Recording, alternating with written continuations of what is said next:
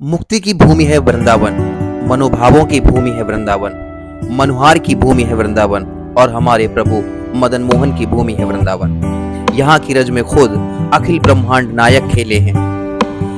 वृंदावन का मदन मोहन मंदिर सबसे पुराना है और इसकी कहानी भी खासी दिलचस्प है। कहा जाता है मदन मोहन जी का जन्म यमुना जी से हुआ था। शादी के लिए मदन मोहन प्यारे को बाबा ने एक कुटिया बनाए और अपने हाथों से बिना नमक को लिट्टियाँ पका करके इनको खिलाते थे, खवाते थे। इसके बाद में एक दिन मदन मोहन प्रभु नमक मांग बैठे, ये नमक दो। तो सनातन गोस्वामी कहते अब नमक कहाँ से दूँ? अब आज नमक मांगते हो, कल मिठाई मांगेंगे, मक्खन मांगेंगे, तो मैं कहाँ से दूंगा? मैं तो भिखारी हो गया, अब तो भिखारी हूँ, अपना व्यवस्था कर लीजिए।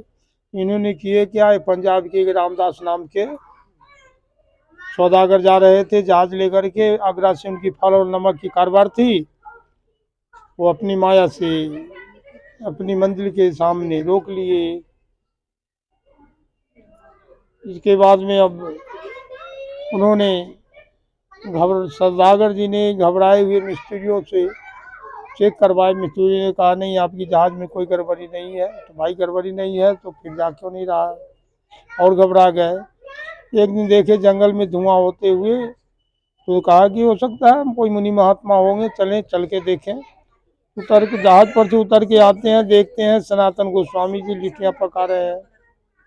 तो सनातन गोस्वामी जी को सारी बात बुलाए सौदागर जी ने जहाज के बारे में। तो बोले क्या है जहाज में? तो नमक और फल। तो सनातन गोस्वामी जी ने बोले कि वही मदन मोहन का काम है, जा किनारे पे जा, एक बालक क्रीड़ा करता है, उससे ही कहना। तो रामदास जी ने बाबा की बात सुन के किनारे पे जाते हैं, वहाँ तो प्रभु थे ही। वो कहते हैं बाबा ने आपके पास भेजे हैं, मेरी जहाज नहीं जा रही है। सारी कथा बताए प्रभु को। इसके बाद में बोले प्रभु ने जा तेरी जहाज अब चली जाएगी, नहीं रुकेगी। तो कहते हैं मैं तो बिल्कुल दीनहीन हो गया, मेरे नमक सब गल गए, फल सड़ गए। तो कहते जा तेरी जहाज अब चली जाएगी, नहीं रुकेगी। उनकी बात को सुनकर, प्रभु की बात को सुन करके सौदागरी जहाज पर जाते हैं, देखते हैं सारे नमक हीरा मोती जवाहरात बना हुआ है, फल कपूर बना हुआ है। ने कहा ये तो परमात्मा है, मैं पहचान नहीं पाया। तुरंत जहाज पर से उतरते हैं, दौड़े दौड़े जाके प्रभु के चरणों पे गिर जाते हैं, बोलते हैं कि प्रभु आप तो मुझे आपकी चमत्कार धन धन कर दिया प्रभु, मैं आपको सेवा करूंगा।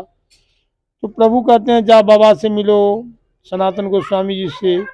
सनातन गोस्वामी जी के पास में रामदास जी जाते हैं और बाबा को सारी कथा सुनाते हैं। सनातन गोस्वामी जी ने कहे कि ठीक है, जब सेवा करना है तो मंदिर बनाओ और कुटिया।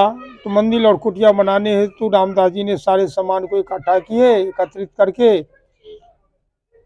और व्यवस्था मंदिर बनाने की सोच ही रहे थे कि ये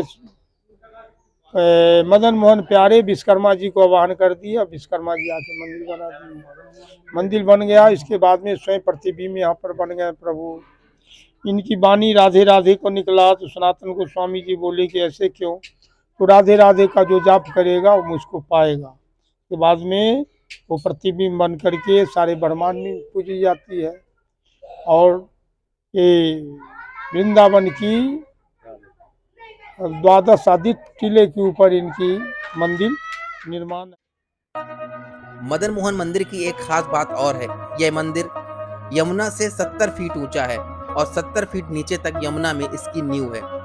औरंगजेब के समय में ही यह मंदिर यहाँ बना हुआ है। औरंगजेब ने इस मंदिर को कई बार तोड़ने का प्रयास किया, लेकिन इस मंदिर को तोड़ नहीं पाया। वह हर बार पराजित होकर यहाँ से गया। मदन मोहन मंदिर को चटोरे मदन मोहन मंदिर के नाम से भी जाना जाता है। इस मंदिर को चटोरे के नाम से इसलिए जाना जाता है क्योंकि मदन मोहन हर दिन नए नए व्यंजन खाने के लिए लालायित रहते हैं और हर दिन सनातन गोस्वामी से कुछ नया बनाने के लिए कहते थे। इस कारण उनका नाम चटोरे मदन मोहन पड़ गया।